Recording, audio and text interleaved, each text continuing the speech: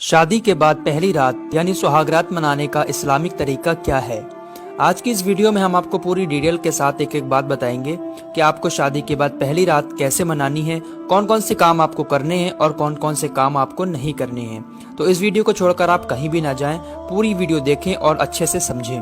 आगे बढ़ने से पहले एक छोटी सी गुजारिश है, अगर आपने अभी तक हमारे चैनल को सब्सक्राइब नहीं किया है तो हमारे चैनल को सब्सक्राइब कर लें और अगर वीडियो पसंद आए तो लाइक कर दें। शादी करना सुन्नत है और इस्लाम का एक हिस्सा है। अगर कोई शख्स बिना किसी जायज वजह के शादी नहीं करता या शादी करने में देरी करता है तो ये इस्लाम के खिलाफ है। इसलिए हर एक इंसान को शादी करनी चाहिए। जिन लोगों की शादी होने वाली होती है उनमें से बहुत सारे लोगों के दिमाग में कुछ सवाल होते हैं कि इस्लाम के हिसाब से शादी के बाद पहली रात में क्या करना चाहिए, इसको मनाने का इस्लामिक तरीका क्या है। हम यहाँ पहली रात की कुछ बातें करेंगे, लेकिन आपसे गुजारिश है कि आप इन बातों को सिर्फ इस्लामिक तरीका समझने की नियत से ही सुनिएगा। दिल में कोई गंदगी ना रखें और ना ही कोई गलत कमेंट करें। हमारा मकसद सिर्फ उन लोगों को इस्लामिक तरीका बताना है जिन लोगों को इसमें मालूमात कम है। तो चलिए शुरू करते हैं। शादी के बाद जब लड़का रूम में जाए तो सबसे पहले अपनी बीबी को सलाम करे, उसके बाद खैरियत मालूम करे और दुल्हन से थोड़ी सी बात करने के बाद उसके माथे के थोड़े से बाल अपने सीधे हाथ में पकड़कर ये दुआ पढ़े। यहाँ पर रोककर मैं आपको अपने नबी का एक फरमान सुना दूं। हुजूर सल्लल्लाहु ताला अलैहि वसल्लम ने फरमाया, जब कोई शख्स निकाह करे और पहली रात में अपनी बीबी के पास जाए तो नरमी के साथ अपनी दुल्हन की पेशानी के थोड़े से बाल अपने सीधे हाथ में पकड़कर ये दुआ पढ़े। स्क्रीन पर आपको जो दुआ दिख रही है यही दुआ पढ़ना है आपको। इस दुआ का मतलब ये है कि ऐ अल्लाह, मैं तुझे इसकी यानी अपनी बीबी की भलाई और खैरो बरकत मांगता हूँ और उसकी बुरी आदतों की भलाई और तेरी पनाह चाहता हूँ, इसकी बुराई और फितरी आदतों से। अबू दाऊद की हदीस पाक है ये, जिल्द नंबर 2 पेज नंबर 150, और ये हदीस पाक बुखारी शरीफ की जिल्द नंबर 3 सफ़ा नंबर 473 में भी मौजूद है। और एक बहुत जरूरी बात, पेशानी के बाल पकड़कर दुआ करने से पहले अपनी बीवी को इस बारे में बता दें कि ये हुजूर सल्लल्लाहु ताला अलैहि वसल्लम का हुक्म है, वरना जिस लड़की को मालूम नहीं होगा वो कुछ गलत ना समझने लगे। इसलिए मैं लड़कियों से भी गुजारिश करता हूँ कि इस वीडियो को अच्छे से देखें और अपने नबी के इस फरमान को समझ लें। इसके बाद अगर आपने वुजू ना किया हो तो वुजू कर लें और 2 रकात नफिल अल्लाह का शुक्र अदा करने और अल्लाह से दुआ करने के लिए पढ़िए। आपको जमात बनाकर नमाज पढ़नी है, यानी लड़का आगे इमाम बनकर खड़ा हो और लड़की उसके पीछे खड़ी हो और दोनों साथ में नमाज पढ़ें। आपको नमाज की नियत इस तरीके से करनी है।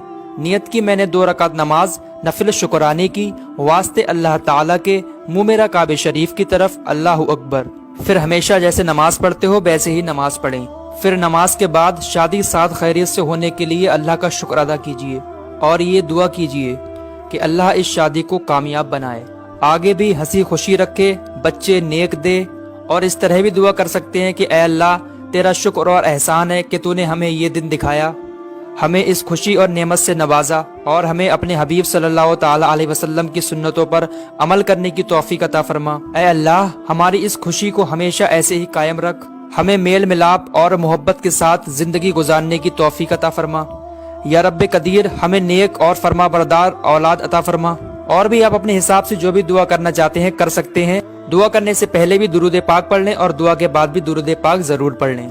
अब नमाज के बाद किसी भी काम में जल्दबाजी ना करें, बल्कि लड़की से थोड़ी इस तरह से बात करें कि लड़की की थोड़ी शर्म दूर हो जाए।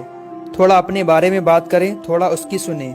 जब लड़की की थोड़ी शर्म दूर हो जाए और आप साथ में सोने का इरादा कर लें तो उससे पहले ये दुआ जरूर पढ़ लें, यानी हम बिस्तरी करने से पहले आपको ये दुआ जरूर पढ़नी है। इस दुआ का तर्जुमा ये है, अल्लाह के नाम से, ऐ अल्लाह, दूर कर हमसे शैतान और मरदूत को, और दूर कर शैतान और मरदूत को उस औलाद से जो तू हमें अता करेगा। जो शख्स इस दुआ को सोहबत के वक्त पढ़ेगा तो अल्लाह अगर उस पढ़ने वाले को औलाद अता फरमाए तो उस औलाद को शैतान कभी भी नुकसान नहीं पहुंचाएगा। ये भी बुखारी शरीफ की हदीस पाक है, जिल्द नंबर 3 सफ़ा नंबर 85 और एक जरूरी बात, जो पेशानी के बाल पकड़कर आपको दुआ पढ़नी है, जो मैंने पहले दुआ बताई थी, वो दुआ सिर्फ आपको पहली ही रात में पढ़नी है। और जो अभी दुआ बताई है मैंने लास्ट में, इस दुआ को आपको जब भी अपनी बीवी के साथ सोने का इरादा करें, हम बिस्तरी करने का इरादा करें, तो इस दुआ को उससे पहले पढ़ लें। इस दुआ को पढ़ने के बाद अगर सोहबत करेंगे तो इंशाअल्लाह आपकी औलाद बहुत नेक पैदा होगी और शैतान उस पर कोई भी असर नहीं करेगा। शैतानी हवाओं से, बुरी बलाओं से महफूज रहेगा इंशाअल्लाह ताला।